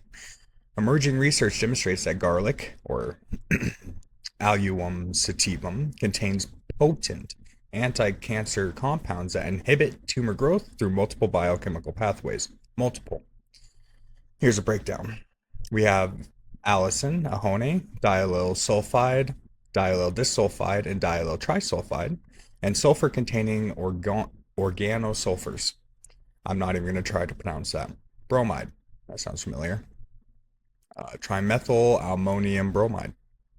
I guess I can. So, these compounds exhibit antioxidant effects, which neutralize free radicals. Anti-inflammatory properties reduce chronic inflammation, a key driver of cancer. Detoxification support, enhance liver phase 2 detox pathways, and direct cytotoxic effects on cancer cells. That might be through the production or the support of the NK or natural killer cells that we mentioned earlier with the antibiotic treatment or natural antimicrobial treatment that garlic provides. So, mechanisms: induction of apoptosis, programmed cell death. Studies show garlic compounds trigger apoptosis, apoptosis in cancer cells while sparing healthy cells. That's seems to be a theme for garlic is it will destroy the bad while promoting the good. And it activates caspase enzymes which destroy tumor cells. Anti-angiogenesis, or starving tumors. Cancer tumors require new blood vessel formation to grow. Garlic sahonia inhibits VEGF, or vascular endothelial growth factor, cutting off the tumor's blood supply. That's from Cancer Letters 2014. This effect is comparable to drugs like Avastin, but without severe side effects. DNA damage repair and cell cycle arrest. Garlic compounds enhance p53 expression, a tumor suppressor gene. Diallyl sulfide arrests cancer cell cycle progression in G1S phase, preventing uncontrolled division. From the Journal of Agricultural and Food Chemistry 2016. Garlic is one of the most potent chemopreventive foods. Reduces colorectal cancer risk by 35% in a Journal of Nutrition from 2007. Lowers breast cancer reoccurrence when consumed regularly from Nutrition and Cancer 1986. Why that's not a more recent study and why this isn't studied a heck of a lot more is beyond you and me. I also love how there's always an explanation, like for how it helps, exactly how it helps, and the multiple pathways that it helps in. If you start looking into SSRIs, or a lot of the modern drugs that are used to treat the single pathway but open up a whole pathway of side effects, you'll find more frequently than you'd even imagine that the answer that they give for the mechanism of action of a medicine or how it helps is we're not entirely sure. It is a much more common reason than you would ever be able to imagine. So we have the enhancement of chemotherapy efficacy while reducing side effects. Garlic sulfur compounds protect healthy cells from chemotherapy toxicity. Example, in mouse studies, garlic extract reduced cisplatin-induced nephrotoxicity or kidney toxicity by 50%. And this is synergistic with curcumin and vitamin C enhancing tumor cell death. Immune system modulation. Yes, it stimulates natural killer cells and enhances T cell activity. Those both kill cancer. Studies show it increases interferon gamma production, boosting anti-tumor immunity. From International Immunopharmacology 2015. Clinical evidence. Which cancers does garlic target? Breast cancer, by reducing tumor size, enhances chemotherapy efficacy. Prostate cancer, inhibits androgen receptor signaling, induces apoptosis. Colorectal cancer, reduces polyp formation, enhances detoxification of carcinogens. Lung cancer, inhibits tobacco smoke-induced carcinogenesis. Liver cancer, protects against alpha toxin B1, a potent liver carcinogen. Skin cancer, topical application plus oral intake reduce UV-induced damage. Huh. I wonder if that's why my skin has a different glow to it. Ever since I started taking garlic, uh, I've been in the sun a lot, doing a lot of hiking, and me and my wife have noticed a lot more. Um, I guess I thought they were sunspots at first, kind of had me worried, but they're freckles. They're just normal sunspots, not like melanoma, at least from as far as I could tell, and more of a golden brown or dark, very dark brown from exposure to the sun. It's interesting. So daily anti-cancer dose, again, I'm not a prescriber. This is just what the studies show. I'll leave this here for you guys. We have 1 to 2 cloves a day, which is what I've been doing. I haven't been crushing them. I need to start, so I'm just gonna take the flat edge of my knife and crush my garlic um, before I just swallow it like pills, which you do have to be a little careful of. I'd suggest using milk or something thicker than water to help it go down. And I happen to be very good at just swallowing pills. Um, Sketchy past. Um, but there is the aged garlic extraction that people can use too. Um, so we have the enhancements, adjunct therapy. Um, for those undergoing conventional treatment, garlic can reduce side effects like nausea, fatigue, and neuropathy, enhance tumor kill rate while protecting healthy cells. Protocol is right here: 1,200 milligrams a day of the aged extract, raw garlic, 3 cloves a day in smoothies or salads. I wonder if blending it is also a. I tried chewing it and it was pretty bitter. It was pretty hard for me to chew it. Um, and garlic oil, infused olive oil, garlic oil, infused olive oil with crushed garlic can be applied topically to prevent UV-induced skin cancer. That's good because a lot of sunscreens have what is it, benzoate, which has been proven to cause cancer. Just ridiculous. A sunscreen that causes cancer. It's like, how do you miss that? It really makes it go down to some conspiracy holes of they give you something to help prevent skin cancer that causes skin cancer. Hmm. Garlic versus conventional cancer treatments. Again, this is not, yeah, this doesn't even include all the doctor's visits. $0 to $30 a month, and $15 to $200,000 per course for chemotherapy. Again, 80% of the money in oncology is chemotherapy. Um, and I'm assuming that well, maybe 15 to 200,000, the 200,000 plus. I love the little plus right there because that doesn't take into consideration, or it's hard to take into consideration everything that you're gonna have to treat, all the specialists you're gonna have to see, all the hospital stays from how bad the chemo is for you, all those things. The side effects, well, chemo will literally kill you. It's a fact at this point. Um, Resistance development, none. It's multi-targeted, but it's common with chemotherapy. In fact, 50% of patients develop resistance over time. Hmm, interesting. Preventive benefits, strong evidence for prevention. And chemo, obviously, nobody in their right mind would do chemo unless they had end stage cancer because it's just as likely to kill you. And may increase cancer risk in long term survivors. Chemotherapy literally destroys cells, and destroyed cells is one of the ways that cancer makes its way into your body. Chronic inflammation. It's that is why the CIA document saying that parasites cause cancer. It's not that they cause cancer. It's that the constant destruction of your intestinal wall and the toxins that are released from these parasites cause inflammation and open up the pathway for cancer. That's why things like chewing cause jaw cancer, is because you're constantly destroying the cells that are in your cheeks, which gives cancer a chance to grow in there. That's why smoking causes lung cancer. That's why you also get gut and throat cancer from chewing, because if you're swallowing the cud, I think it's called. Maybe that's cows.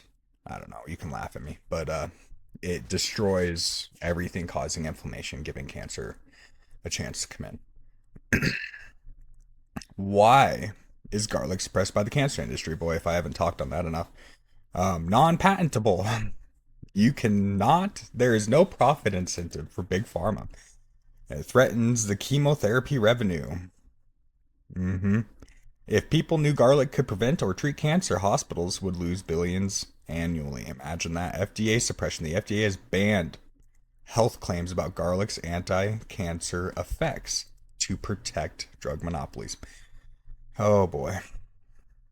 But they really care about your health. In fact, on my way to get raw milk the other day, I drove past 4 vape shops 7 alcohol stores, uh, 3 smoke shops, uh, to get my illegal raw milk because the government cares about my health.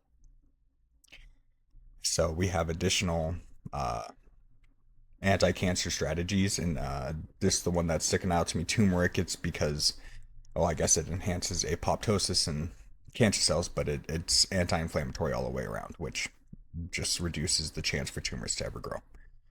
Broccoli sprouts, I believe, is one of the most potent ways to bind BPA, which is the plastics that are, well, I think it's a plastic. I do know it's a hormone disruptor that is correlated to be directly responsible for a 50% reduction in testosterone in men.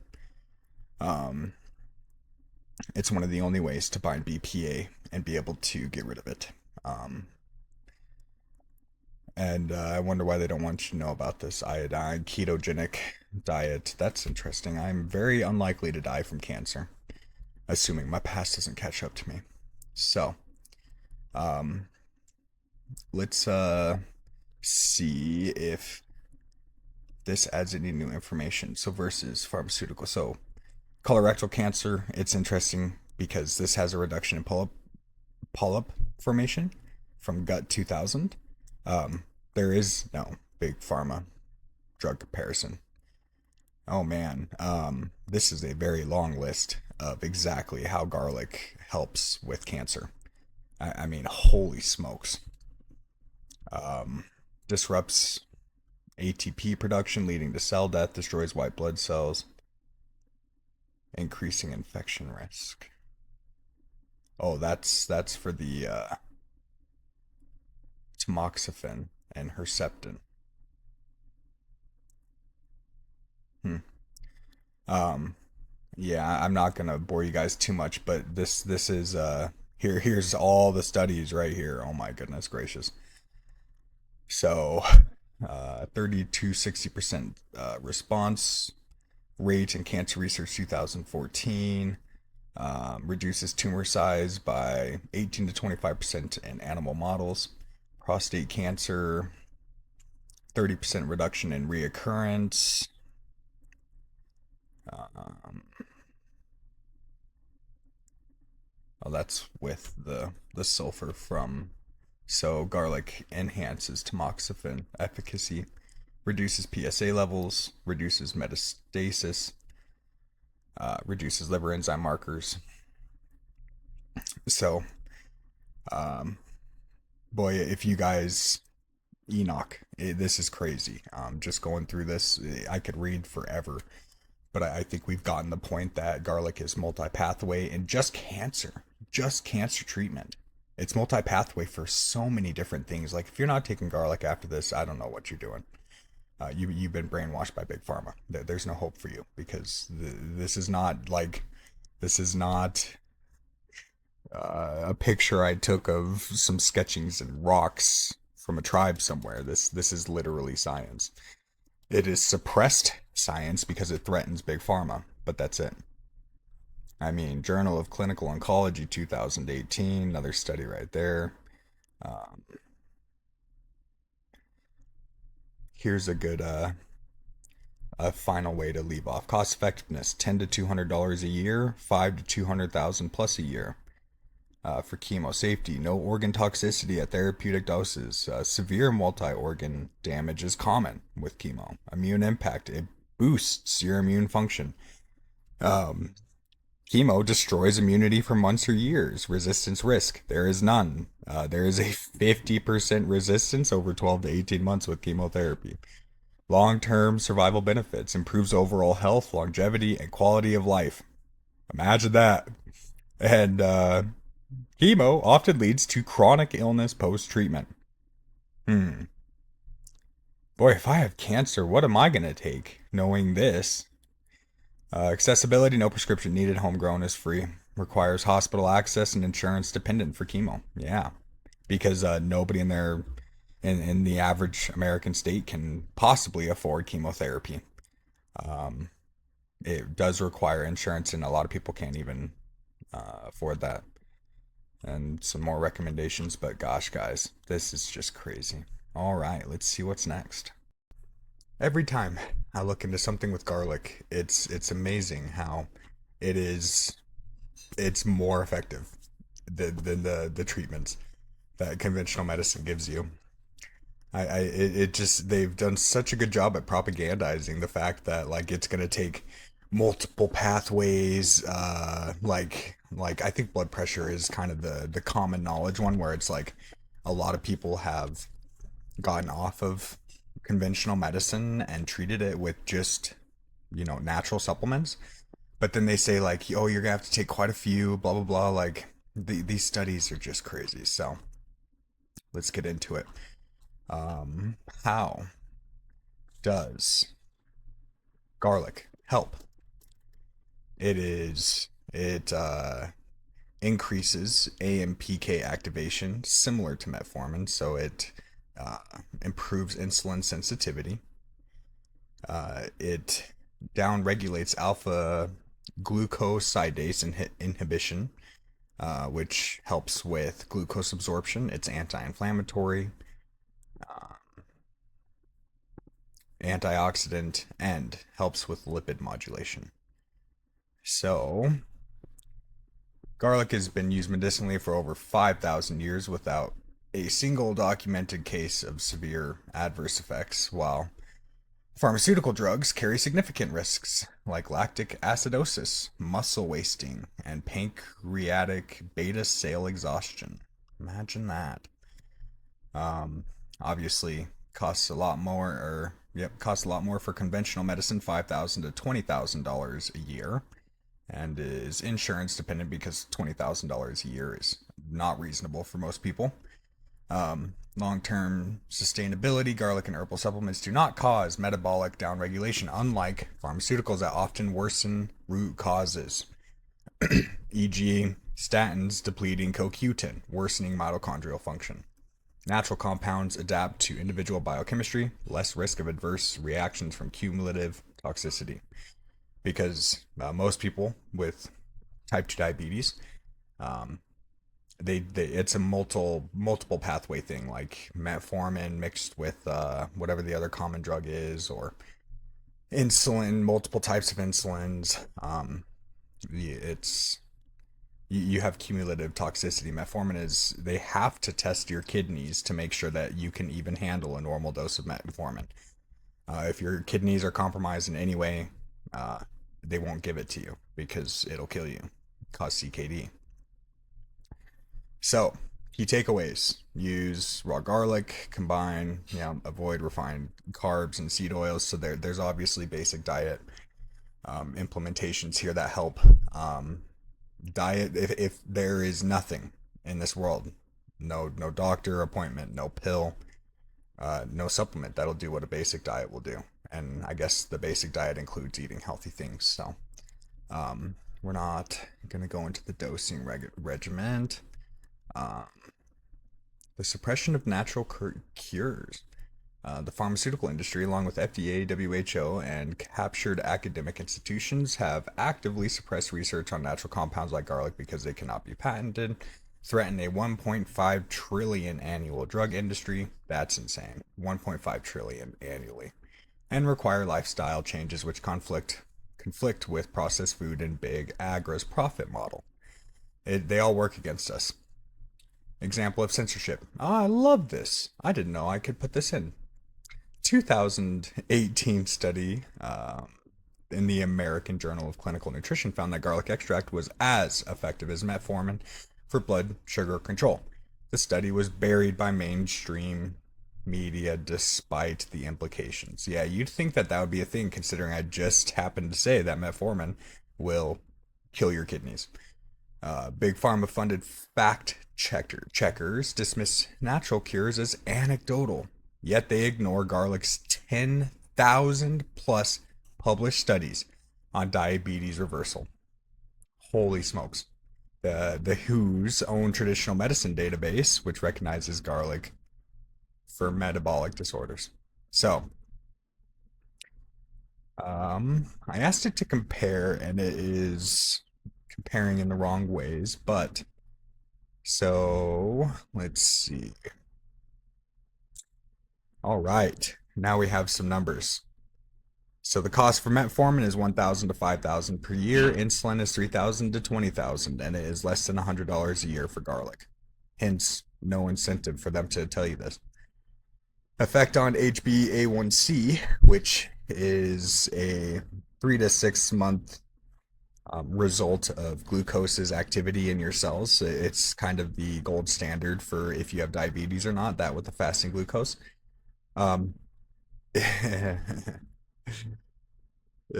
so pharmaceutical interventions have a zero point 0.5 to 1.5% effect on HB1AC with metformin and a 1.5 to 3% with insulin.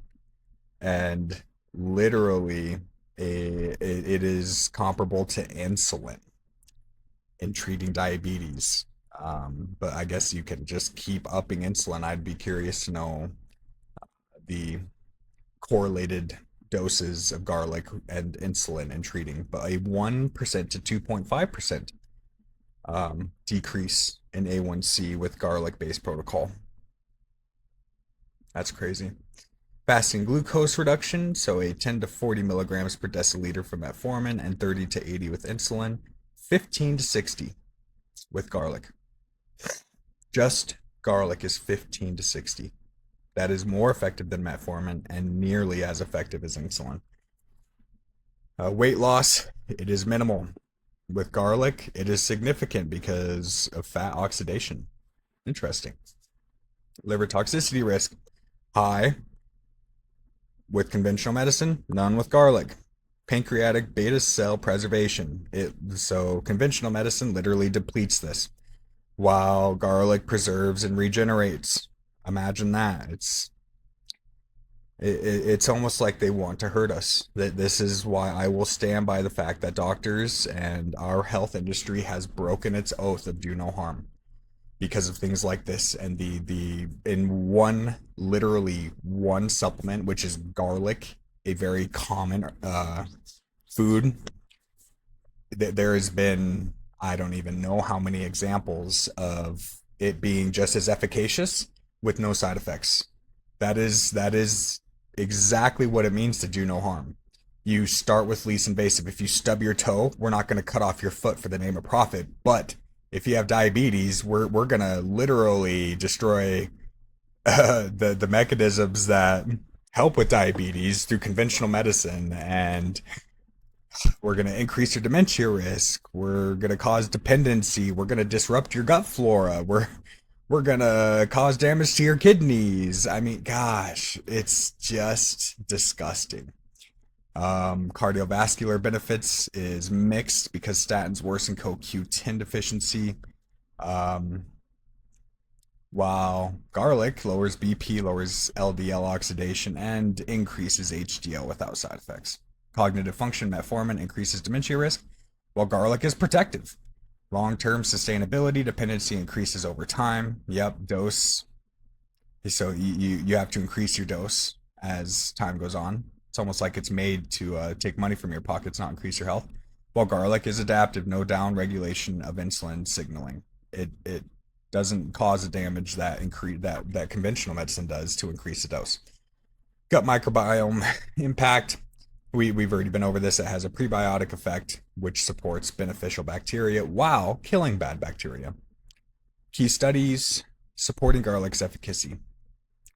So we have the efficacy and safety of allium sativum in comparison to metformin in type 2 diabetes.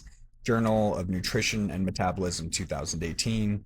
This found that the A1C from garlic was reduced by 1.2% and fasting glucose by 35 milligrams per deciliter over 12 weeks.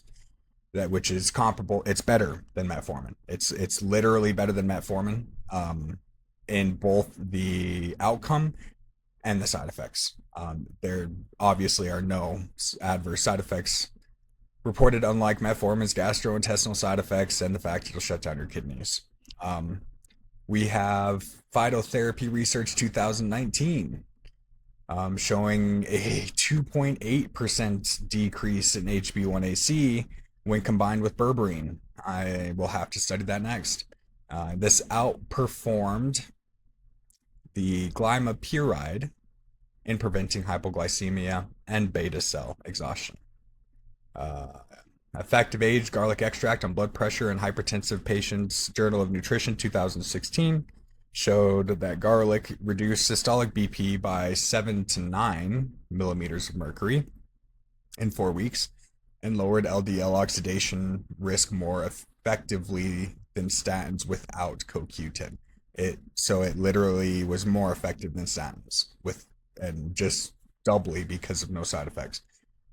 Garlic for detoxification and heavy metal chelation. Yes, it helps. Oh my gosh. Reduced urinary lead excretion by 45% in industrial workers. That's awesome. And synergistic with cilantro and chlorella for heavy metal detox. Wonderful. I'm not going to go through this because it doesn't have numbers with the studies here, even though I asked for it. So, in the end, the conclusion, it is a superior in basically every single way, shape, and form alternative treatment to diabetes management. It has multi-mechanistic effects. I believe we're 2 hours into just the multiple pathways that garlic is absolutely wonderful for you.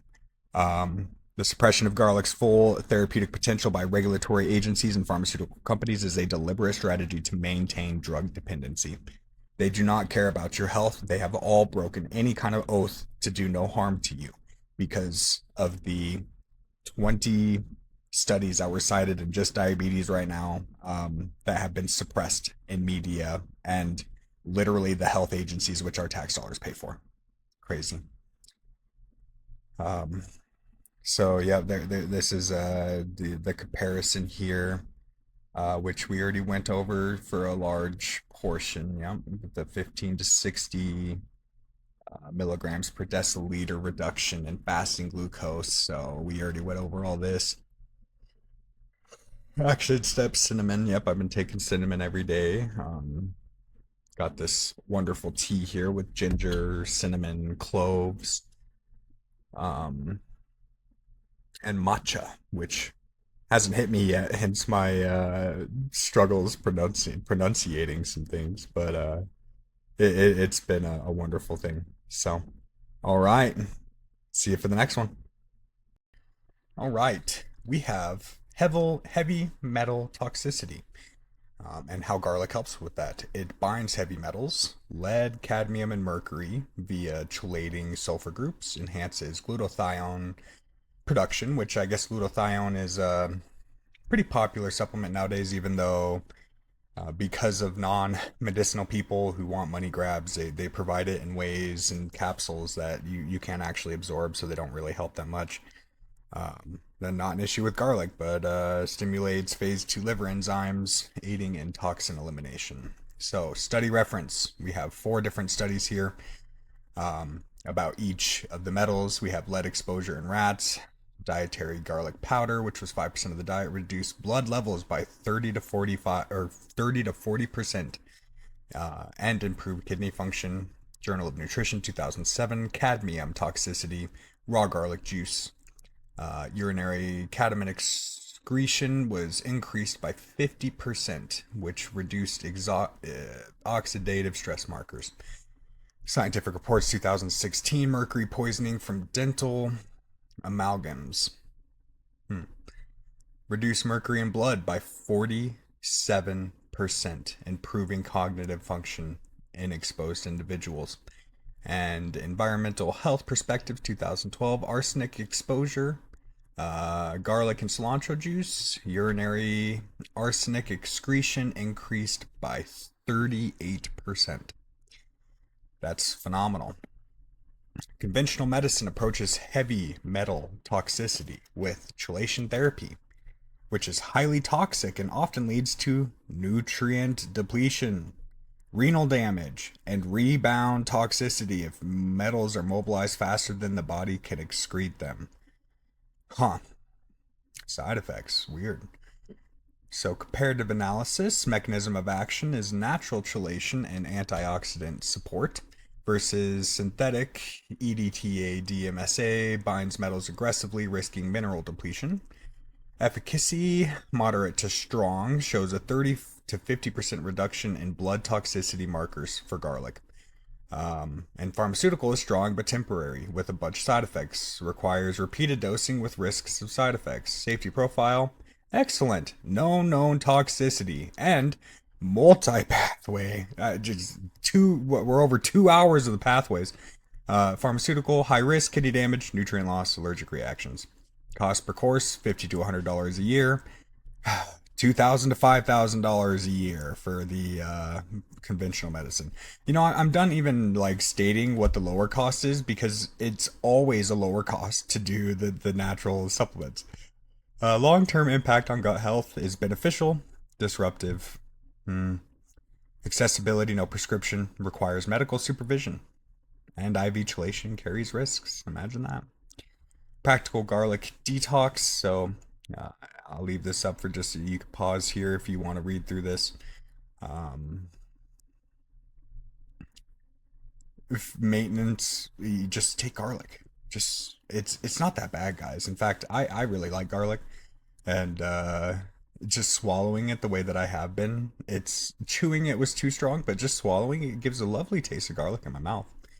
My wife complains a little bit about the smell of my breath, but she does it too when she's sick or anything else because the health benefits are undeniable. Okay, what's next? All right, next we have garlic's neuroprotective effects. Small list we have, which is very common for garlic and the multiple pathways that it treats everything. We have the anti-inflammatory action. We have the antioxidant defense. We have the metal chelation, blood-brain barrier penetration, and cholinergic support. So in the Journal of Medicine and Food 2013, we had Alzheimer's disease in mice. We gave them aged garlic extract and reduced amyloid beta plaques by 50%. That's profound. Improved the memory tests. Phytotherapy research 2016. Parkinson's-like symptoms in rats. We gave them raw garlic. This increased dopamine levels by 43%, reducing oxidative stress markers. The European Journal of Nutrition 2019. Cognitive decline in elderly humans. Improved executive function scores by 15%. Reduced homocysteine levels. Neurotoxicity research 2017. Lead-induced neurotoxicity in rats. Garlic powder was 4% of their diet. This restored synaptic density in the hippocampus, protected against neuronal death. And the final study here, I'm sure there's over 10,000 studies in garlic, but food and chemical toxicology, aluminum toxicity in mice, garlic plus cilantro extract, reduced aluminum brain deposition by 38%, improving motor function. So the pharmaceutical approaches, we have acetylcholinesterase inhibitors, e.g. donepezil for Alzheimer's, temporary symptom relief, but no disease modifying effect. Side effects include nausea, insomnia, and liver toxicity. We have dopamine agonists like pramipexole for Parkinson's, which worsens dyskinesia over time and linked to impulse control disorders. That's not good. We have anti-inflammatory drugs, NSAID steroids, which increase gut permeability or leaky brain, worsening neuroinflammation, and statins linked to increased dementia risk due to CoQ10 depletion. So comparative analysis for garlic, we have multi-targeted anti-inflammatory, antioxidant, metal chelation, and acetylcholine support, while pharmaceutical approach is a single target with a bunch of side effects that mask symptoms but accelerate disease progression. We have the efficacy for Alzheimer's and Parkinson's, moderate to strong for garlic, making it better than the pharmaceutical approaches, which are weak to moderate. Symptom suppression with no reversal of neurodegeneration for the conventional medicine. While garlic, studies show plaque reduction, cognitive improvement in early to moderate stages. Safety profile, obviously garlic, it's entirely safe. And the pharmaceutical approach is high risk with liver damage, Parkinson's drug-induced dyskinesia, and dementia from statins. Cost 100 to 300 for garlic, 5,000 to 20,000 per year for drugs plus doctor's visits for the pharmaceutical approach. Long-term impact on gut-brain axis. Garlic is beneficial. Conventional medicine is disruptive. Accessibility, no prescription, obviously, for garlic, but for conventional medicine, you need it. Practical protocol, again, I will just leave this here for just a second if you want to pause. Lion's mane is something I'm excited to study. Cilantro, I'm just excited to study all this, honestly. I've never heard of resveratrol. Resveratrol. No. Anyways. Um, Advanced neuroprotection. We can add NAC. I take that every day. Curcumin and uh, piperine. I take that every day as well. Alpha GPC. That's a pretty popular supplement nowadays. So, warning: pharmaceutical neurological drugs versus natural alternatives. Conventional medicine's approach to neurodegeneration is palliative at best and often accelerates decline. Dopamine agonists for Parkinson's, worsen dyskinesia. We already talked about this. Um, so the cholinesterase inhibitors, temporary memory improvement, but no disease reversal. Um, and statins cause dementia. Yep, it's just another reason to take garlic. So we have, I think, our last, finally, antioxidant and anti-aging effects of garlic. Let's see what we got here. All right. We have garlic's bioactive compounds, which we have said multiple times, and it's the multi-pathway neurological protection that whoops. Let's see. I went backwards. Anti-aging and antioxidant. So again, it's the multi-pathway stuff, but this is kind of interesting. So oxidative stress is a primary driver of aging and chronic disease, accelerating cellular damage via reactive oxygen species, advanced glycation in products, ages. That's interesting. Mitochondrial dysfunction. So garlic's bioactive compounds combat oxidative stress through scavenging free radicals, upregulating indigenous antioxidants, metal chelation, reducing ages formation, and enhancing mitochondrial function. Key studies. So, Journal of Agricultural and Food Chemistry, 2017, age, garlic extract increased SOD activity by 35% in human subjects and reduced MDA, marker of lipid peroxidation. Free Radical Biology and Medicine, 2019, garlic powder supplementation decreased DNA oxidative damage by 42%. Nutrients, 2020, ACE reduced blood pressure and oxidized LDL cholesterol by 30%, slowing atherosclerosis, a major aging factor. Food Chemistry, 2018, diallosulfide extended lifespan in worms by 45%, mimicking caloric restriction. That's crazy. Aging research reviews. Garlic's polysulfides increase NRF2 pathway activation, the body's master antioxidant switch. So, versus your conventional medicine, which there's not a lot. I guess statins is one of the only ones, and we've already went over how bad statins are for you. So, we also have your conventional medicine's approach to aging and oxidative stress is fraught with risks.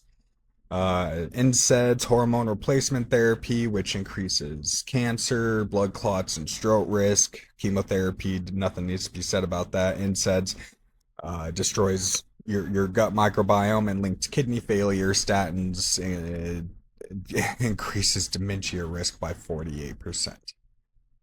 JAMA Neurology, 2013. Crazy. Garlic-based anti-aging protocol. Again, I will leave this up for just a second here. We can also eliminate processed sugars, seed oils, and alcohol, all the things that our country is all about. It's in all our food. It's what we've been told is healthy, and I have to pass 9 liquor stores on my way to get my illegal raw milk. Um, we can increase sulfur-rich foods, eggs, onions, and cruciferous veggies, polyphenols, green tea, dark berries, cocoa, matcha. I got that matcha in that cup there, and it has just been wonderful. And omega-3s, wild salmon, and sardines. Although sardines, I think there is a mercury risk there. Phase 3 anti-aging support. These are just more things you can use.